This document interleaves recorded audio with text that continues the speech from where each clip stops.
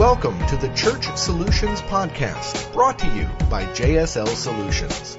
The Church Solutions Podcast is designed to help equip you and your church in the use of technology and other tools and services. And now, here are your hosts, Steve Lacy and Phil Thompson.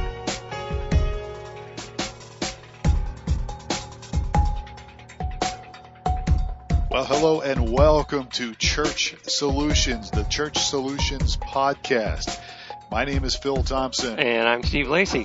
And we are here to help serve your church and your ministry. And this is our very first podcast. And we're going to cover a lot of ground over the next couple years or so. But we are actually a company that helps churches use technology through mobile apps, through websites, very interactive websites, and of course, streaming video. So tell us a little bit about, really what's our purpose, Steve? Well, our ministry is to serve other ministries. So we're here to equip ministries with technology, and our focus, our gifting, our talent is technology, and we want to offer, serve the other ministries by providing some technology. Yeah, and we probably need to give folks a little bit of background here of who we are, because some of you might be listening to us for the first time. The idea behind these podcasts are going to be no longer than 29 minutes long, and we might go a little shorter depending on the situation. We're going to interview different people. We're going to talk about things that are church related, from the stuff that our company actually does, which is streaming video, which is, of course, mobile websites and actually mobile apps. Although we can do some mobile sites for you if you want. And then, of course, those other things we mentioned. But we're not just going to limit ourselves to that, because we know if you're somebody out there working with your church or volunteering, you've got a lot of other things going on with your band, your music team, your lighting, your sound system, all sorts of different things. How do you get videos out there for people to see things on social media? And Steve and I both have a ton of experience. Translation, we're getting kind of old. We just played basketball yesterday, and now we're very sore. But we've been around church stuff for a long time. Steve, tell us a little bit about your background. So my background is I'm a degreed engineer. So studied engineering in school, graduated with an engineering degree. Went to work in the aerospace business as a design engineer for a defense company. So by day I was working as an engineer, and by weekend and by night I was serving as part of church.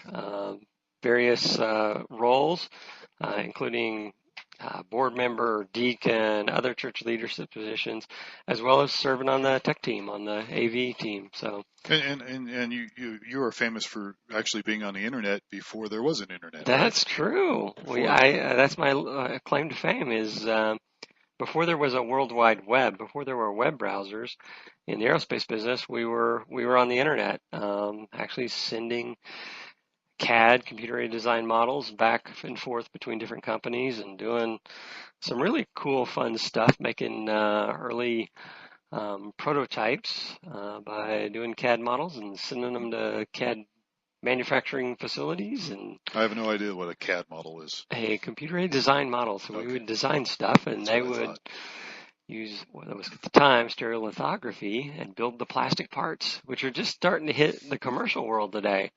We're doing that 25 years ago. Amazing. So you've been around the block a few times. And so for me, I've been involved. Actually, I started out in Christian broadcasting and went to school for broadcasting, got a degree in broadcast communications, and then helped start a radio station in 1981. A Christian station, and then actually in between that I started another station in 1990, and when I say I started, it wasn't me starting the whole thing. I helped start it with some people, and in between that I actually went and got a theology degree and was always involved in church stuff.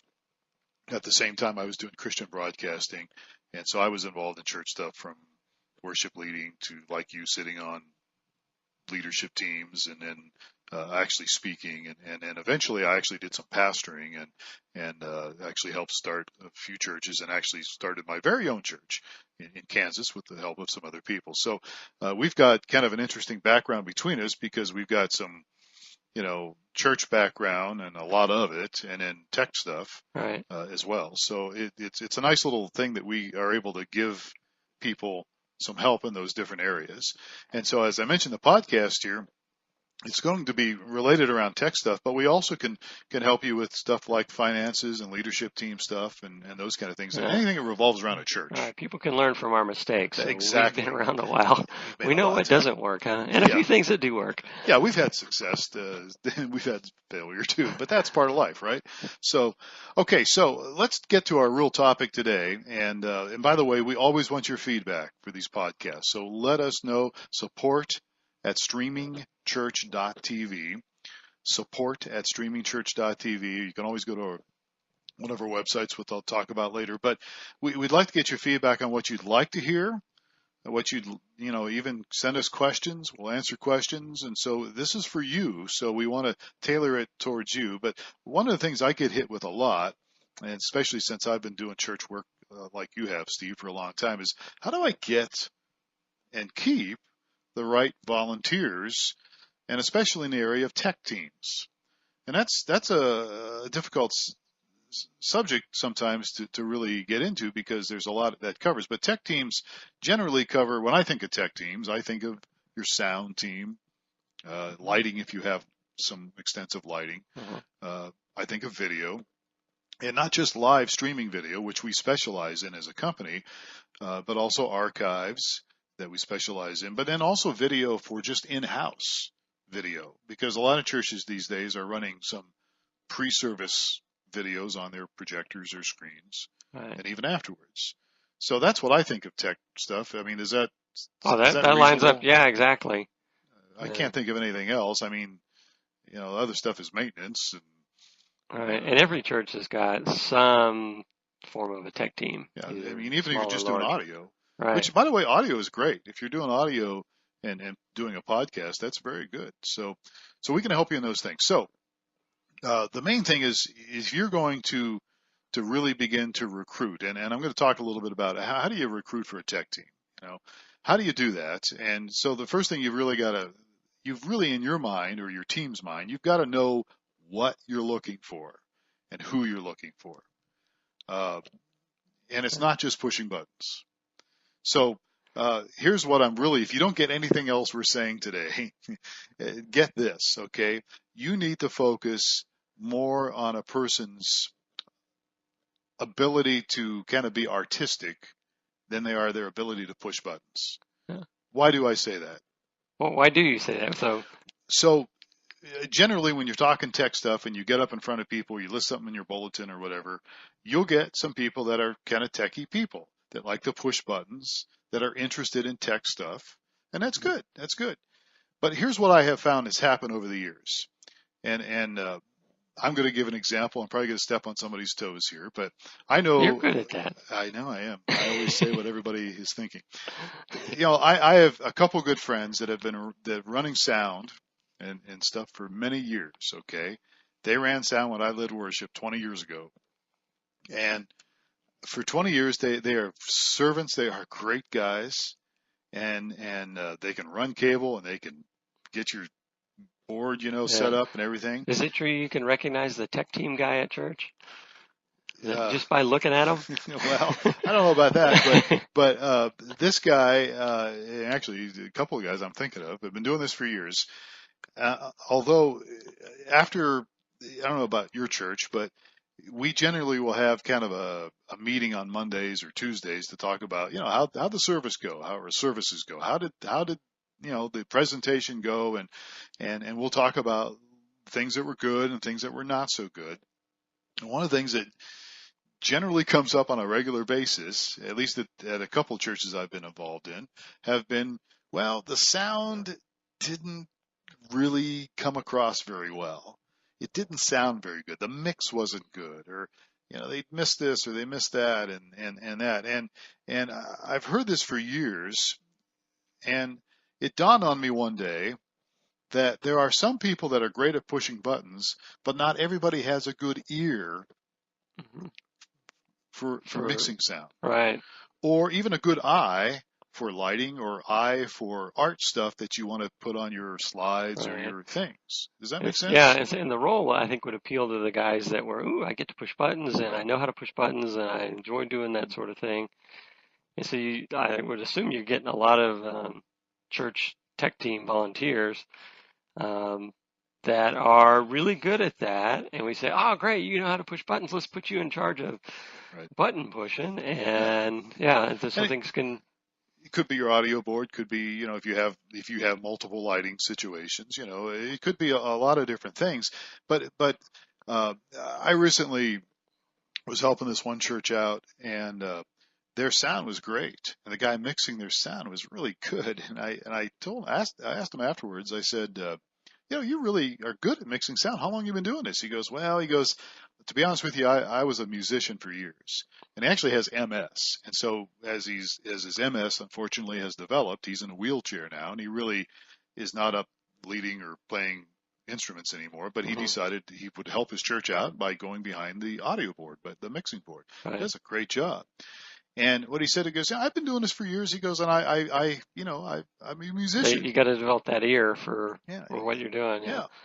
And it dawned on me, what we need when it comes to mixing sound, especially in this area of mixing sound, is we need somebody who has an ear, not necessarily somebody that knows how to push buttons. That kind of reminds me, there was several years ago when, I don't know if you were part of the church or not, but we were meeting at an elementary school. We had an offsite location at an elementary school, and I was, for the first time, was mixing sound.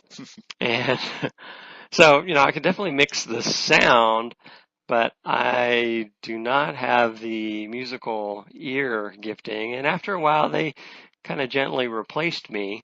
So, and I think it was primarily because, I could mix the sound, and I say, hey, we need more bass or more drums. Like, I can fix that. But the fact that I didn't know that we needed more bass or drums, or I couldn't, that ear was, I didn't have that ear. So well, I think some of it's gifting. I mean, some of it you can develop, I'm sure. But I mean, I've done music before, and so I have a little. I don't have the greatest ear, but I have a little bit of an ear, maybe for. I can hear what's wrong, on things. But I think, like you said at the beginning of the podcast here, I mean, your background is tech. Right. I mean, you're a guy that's numbers, zeros, and more zeros or whatever, and ones at zeros, right? Is that how that all works? Yeah. And so, you may not necessarily have the giftings of it. We talk about how there's gifts. I guess I'm a left brain guy, right? Yeah, and my right brain's not as good. So and you can't get down on yourself for that. It's just not necessarily your cup of tea. But so what I'm saying here is, if you're trying to recruit tech people, one of the things you really ought to look at is, what kind of an ear do they have? What kind of an eye do they have for things, for arts? I mean, are they kind of artsy? Are they, Right. Do they have a feel for environment? Do they understand what a warm environment is? Because your service will change. Like the church I go to, we have kind of a quiet space, where people can, the music's up, and then there's a time where they can kind of, pray and all those kind of things. And so if the guy that's kind of running the lights and running the sound doesn't understand that, your environment kind of goes away, because that person doesn't have a feel for things. Right. So I don't know if you can really teach that. I think you can to some degree, but I think that's the biggest struggle. So how do you discern that? So well, I think it's asking a lot of questions. Wow. I mean, it's not just, oh, you want to push buttons? Great. Right. Oh, you want to do this? Great. I think, and I've got a few notes here, but I think you need to clearly define their role. And I think you need to really, it might even be good to have an application. Right. You may not want to, but I would encourage you to have an application with questions. One of the things that I did, it may apply here, and get your feedback on it or not, is used to hire people in the engineering business. And what worked really well for me is I would contract people. I would say, I would basically look for contract jobs. And so basically what that meant was, I'm going to try you out for a while. And if you work out really well, then I'm going to turn around and probably make you a long-time permanent position. So I would think it would be a good idea to set it up for a trial basis. Say, hey, we're gonna evaluate how you fit in this role for the next 6 weeks, and kind of make it a when somebody volunteers. I mean, it takes a lot to get the volunteers, but it's probably a good idea to set up a kind of a probationary period to say, hey, maybe let's try this out, see if this is your gifting, Yeah. and see if this is a good fit for you. And if it's not, then move them in, some other role or something. I think that's excellent. You may not want to call it probationary period, but just a Yeah. trial period, Yeah. But I get what you're saying, and I think that's true. I think that's really true. I think it's a very good point. And I think it's true for any kind of ministry you're filling. Right. Let's try it and see how it's going to work. Are you happy? Are we happy? And that's probably one of the things, my wife was leader of the children's ministry, and the one thing that she disliked the most was recruiting volunteers. She really struggled with it. She didn't feel comfortable approaching people and asking them to sit in positions. And I mean, if you do set up a trial period, that's another thing. You say, hey, let's give this a try. I'm not signing you up for the next 10 years to do this role. It may help influence getting people. Do you have any tips for getting people to volunteer in the first place? Or I think, we're talking about technology here in this particular subject. So use technology to recruit people. So if you've got the ability to project video on maybe a screen at your church or screens, put together a little video about technology and about how it can be really a powerful ministry in your church, a fun ministry to do. And so you could put together a little video to do that. There's creative ways you could use technology to get the word out. And obviously, you do need to talk about it a lot, and you need to get yourself in front of somehow, get the ministry in front of somebody. You may not be able to stand in front of people Sunday morning and do it, but maybe having something listed in your newsletter, in your program. And then with social media today, with your Facebook, hopefully people are using Facebook for their church and using those kind of things. But I think if you use technology to recruit technology, I think you'll have a little more success. Right. But that'll help get the word out as well. But I think one of the most effective means is to have people reach out and grab Joe on the shoulder and say, "Hey, the tech team needs you." Personal one-to-one interaction, and otherwise it sometimes a lot of once you get the publicity out there, people go, "Oh, that's not for me. It's not for me," until they've been reached out to and said, "Hey, Joe, would you do a 4-week, for the next 2 services over the next couple of months?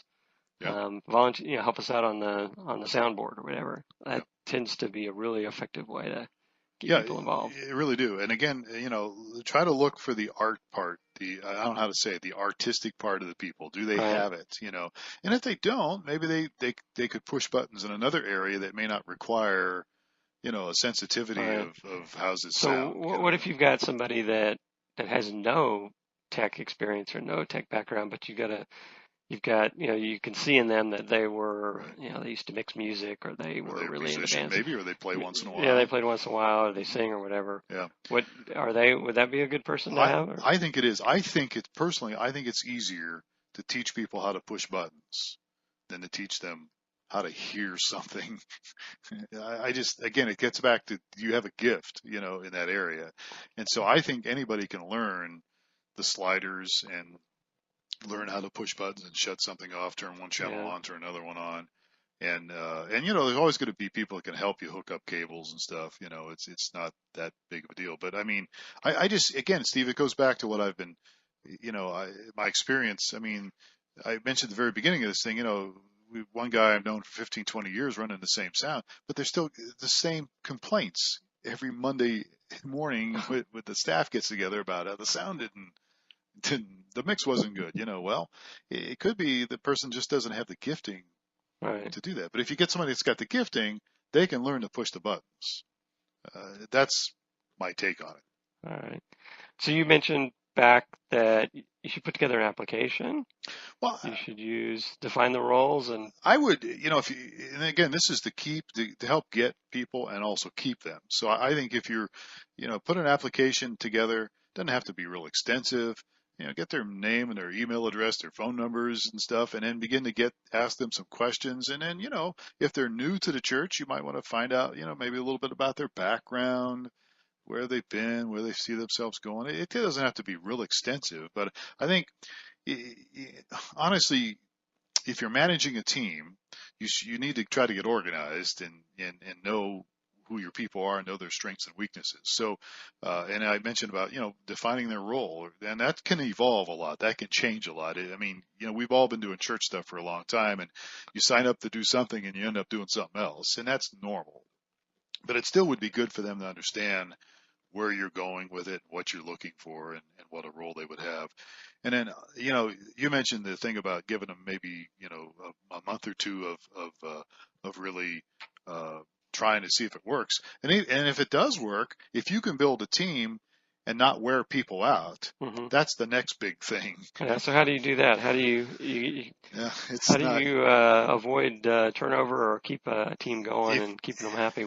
There's several factors there that, from my experience, one is if you can limit their scheduling where they don't have to work every weekend, that they don't have to volunteer every week. And if somehow or another you can begin to recruit enough people where you can rotate people, worship planner, which I think your church uses, my church uses, worshipplanner.com, is a great tool, not just for text scheduling, but anything in your church, any single thing in your church. If you can begin to build that, use that software and begin to schedule people, and then people themselves can check into it and, Mm-hmm.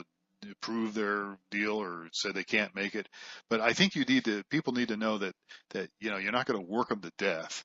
At least your intention isn't, and you're going to try to recruit enough people so they don't have to be on every deal. But I think the other thing too is it comes down to personal relationships too. I mean, church is supposed to be about community, supposed to be about relationships. And what happens is, as leaders and people leading teams, we get so busy on, we got to fill this position, we got this thing coming up this weekend, and we really have to kind of back things down a little bit and realize it's people. We're in the business of people. Right. Jeff Love, recently wrote the book Life Palette. My former pastor, your current pastor, Jeff used to always say, "We're in the people business. How's business?" Right. And what he meant by it's all about people, really.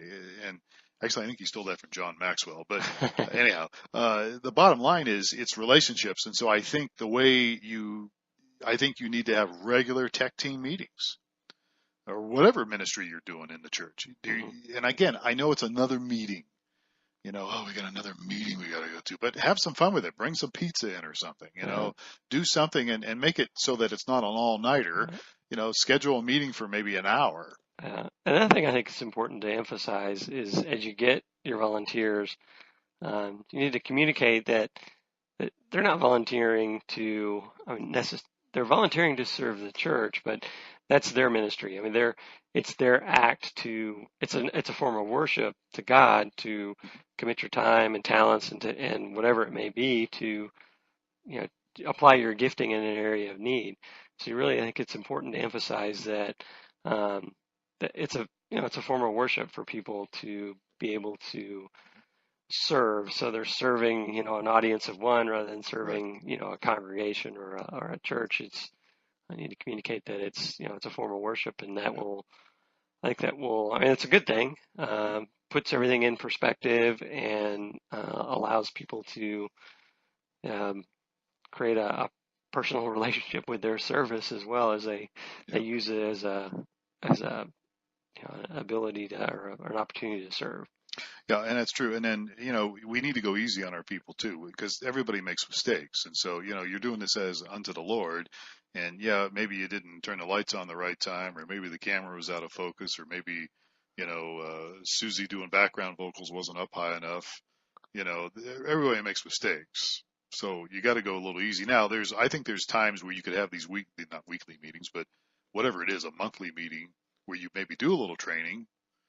But I think, as you said, it's about you're serving God and you're also in relationship together with everybody. So we're all in the same boat, so to speak. And so we need to have relationships. So if you're a team leader, you probably need to build some relationships too with some of these people, all of them, if you can. to some level. How important do you think it is to rotate some of the assignments around? I think it's real important. Oh yeah, why What do you mean assignments? You mean like have the sound guy operate the camera for a service, or have somebody just rotate, cross train, I guess. It's probably a good thing. Again, if there's some people who are going to be really good at mixing sound, and they're going to be lousy when it comes to right, manning the camera. But I don't think it would kill anybody to do something once in a while to change things up. Plus, number one, you appreciate what everybody's doing. Right, you become familiar with the requirements of that other job, and you tend to be a little less critical of each other. Right. When I sat in that seat for a week. I know that's tough, right? Yeah, I did it one time with the camera, and so I think that that's one good thing. And the other thing is, like you said too, with church stuff. I mean, there's people get sick, people don't show up for whatever reason. So if you do have at least a little bit of an understanding how something works, you can always pinch hit. You always jump in and do it. And so I think revolving a little bit, it just depends on your skill level of your people. I mean, if you've got some, we have, over. Well, you could have people apprentice as well. Have say, hey, this guy's not serving this week, but he's going to go watch the video switcher guy and learn what he's doing, and or at least have an appreciation, just kind of shadow somebody and learn. Yeah. And you touched on apprenticeship. There's a lot of young people that are 13, 14, 15 years old that could very well do some of these things. Now, they're going to need maybe a little more supervision, and they might need a little more, whatever you want to call it, make sure they show up. But if you can get their parents on board and they really do have some responsibility, they can take it to the next level on some of these younger people. Yeah, plus there's roles on the tech team that may not require the same level of skills as others, and there's maybe some skills that the youngsters have that the old guys don't have. That's true. That's true.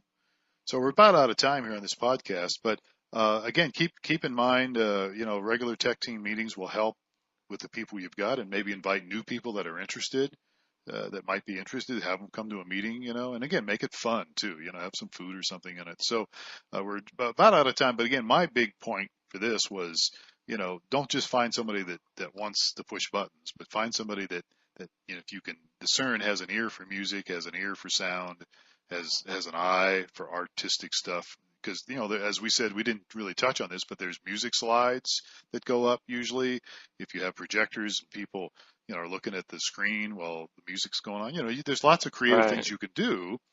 And if you've got somebody that's got some artistic ability there, you can really jazz it up a little bit. Yeah. Anyhow, so that is true. All right, so we're about out of time. So this is the Church Solutions Podcast, and you've been listening to me, Phil Thompson, and Steve Lacy, and we are with JSL Solutions, which we probably didn't say at the beginning, but some of you already know us. So if we can help you in any way with streaming video, mobile apps, websites, what else can we do for people? Mobile apps, website streaming.